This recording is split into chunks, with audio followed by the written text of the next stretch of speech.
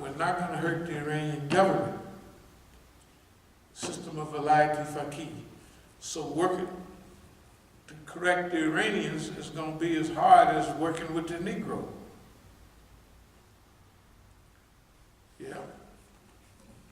Black Lives Matter, we have to tell them. I'm telling you, brothers, when I went to that program downtown at Malcolm X Park, I was telling you, Sakina asked me to go with her and take her back. It was kids her age. In fact, Ali was down there behind me, something. So I saw these Negroes, they came from New York, they was talking gangster talk. Yeah, the police did that, another. So I asked Ali, I said, you got any action with this microphone? I said, let me get hold of the microphone. So I told the people, we thanked them for being there. And we expressed why they were there, to show unity and solidarity and harmony with Black Lives Matter, with people who are being shot down in the street for no reason. That's why you're here. We thank you for coming. I said, now there's people, this is paraphrasing, in the 60s and those other times during the rebellious period that would come through here talking gangster talk. And they'd get all the brothers killed. So we thank y'all for being here, and Dada would said it 3 or 4 times to let them know. White lady said, we sure appreciate that. I said, that's all right. The next day on the news, not the next day, I went to California maybe a week after that, and I looked on the news in Ferguson, that them niggas was. And the people of Ferguson were saying, we don't want any outside agitators. Do you remember that? And that them niggas was. Why? We've seen it in Oakland. We've seen it in Oakland 2 or 3 times. Stuff happened, they killed a boy in the subway while he's laying down. And they got the whole focus of the people on that mean situation. And here come these so-called revolutionaries, the socialists, the communists, police, messing up, and some of the Negroes too, on the radio stations. Some of them been by here before. Messing up for the people. Then they said, oh, the police might have been right. You know how something happened, Black Lives Matter, and then some people, whether in Baltimore, do some other things behind it? Mm-hmm. Who are those people? Who do they speak for? Right? They speak for the police. They set the stage for the police, as rotten as they are, to come out now and say, the police union is against this and those people doing that. The police is organized. We're not organized. Blue Lives Matter too. Hey man, as long as they've been shooting black people and 1 or 2 of them go to trial every 50 years, this is the most ridiculous thing. Right. For black people to be getting shot down in what this 2019 is ridiculous. They don't even forget. Wait a minute, hold it. What? Right? Right. They didn't forget. So, Black Lives Matter. We got to tell them what they've been doing. They get into the Black Lives Matter group, fill it up, maybe it's full of white people, this, that, another, then they drop it. I got to tell this story. Go ahead. A friend of mine, he was asked to speak at a Black Lives Matter event. Right. Okay. Of course, he's black. So he said, he was in Tacoma. He said when he got there, he was the only black person there. And it was a Black Lives Matter event. So I said, oh, okay, I got it. And usually when you see people at these rallies wearing Black Lives Matter shirts, it's not black people. That's right. It's, Okay, now, here's the thing about it. Those things are not all bad, but it's bad when Black Lives Matter, when black people don't represent it, when they're down there and they say, let them speak, let them speak. right.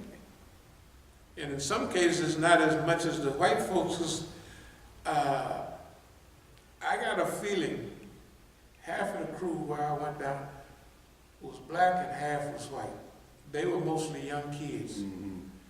Too early for this type of indoctrination. Right. They were innocent. Right. Okay, now, a lot of do-gooders do feel almost more about black lives than black people feel themselves. But you got to separate, you got to look at our job. Every place we come to, every stop we come in the road is how to separate and how to organize, how to get best use out of all this, not garbage, but junk. That's gonna take, man, look at here. And it reminds you of somebody that's silly enough to take the job. Right? That's what it is. You gotta be almost crazy. Or eccentric. That's what abdul-Alim said. You're an eccentric. So I'm not eccentric, I'm normal. I ain't normal. You're eccentric. I said, okay, maybe from your view, I might be eccentric. Because I'm not no white man's nigga, and I'm not this, that, and another. So for you, that's eccentric. You know, not to fit in and not to do what they want. Yeah, that I said, yeah, that's probably is. You probably do. I probably look eccentric to you. You look eccentric to me. It's fitting in, licking all the crackers behind. Well, we said we wasn't gonna talk about our people because it's a big job. So anyway, dear people, we love all of y'all. Let's get ready to close.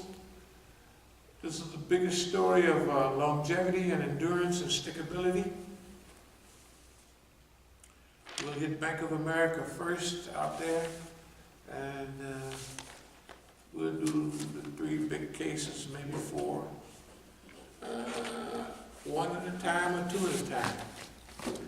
Are there any questions or are there any comments about what we did, been dealing with, what we plan to do?